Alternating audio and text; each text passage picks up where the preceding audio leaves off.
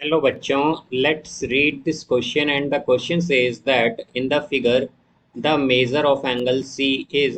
Now let's see the options. Option A 65 degree, option B 115 degree, option C 135 degree and option D 125 degree.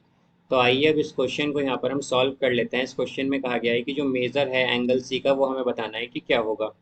तो यहाँ पर हम की concept use करेंगे that in trapezium. तो हमारे पास ट्रेपीजियम में क्या होता है, ट्रेपीजियम हमारे पास उसमें दो तो पैरेलल साइड होती हैं। In trapezium two sides are parallel are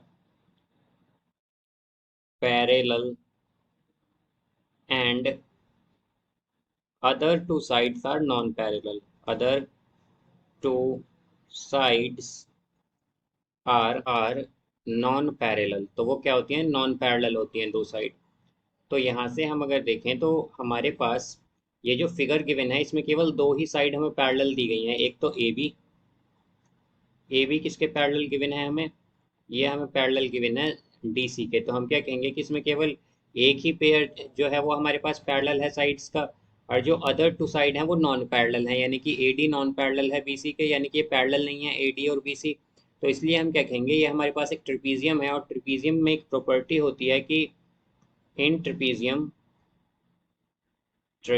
में हमारे पास क्या होता है कि एडजेसेंट एंगल्स का sum, adjacent angles sum is 180 degree. तो एडजेसेंट एंगल्स का सम 180 डिग्री होता है। तो यहाँ से अगर हम देखें तो एंगल बी और एंगल सी क्या है, ये एडजेसेंट एंगल्स हैं। तो एंगल बी और एंगल सी का सम क्या होगा, 180 डिग्री होगा। तो यहाँ से हमारे पास एंगल बी क्या गिवन है, यह है 65 डिग्री। तो यह आएगा 65 degree plus angle C is equal to 180 degree. तो हमारे पास एंगल सी क्या हो जाएगा, 180 डिग्री माइनस 65 डिग्री। तो यहाँ पर ये आ गया हमारे पास angle C is equal to 115 degree. तो ये हमारे पास एंगल सी आया है और हमें यहाँ पर यही बताना था कि एंगल सी क्या होगा। तो एंगल सी है 115 डिग्री, तो इसका करेक्ट आंसर होगा option B. So I hope you understood it well. Best of luck. Thank you.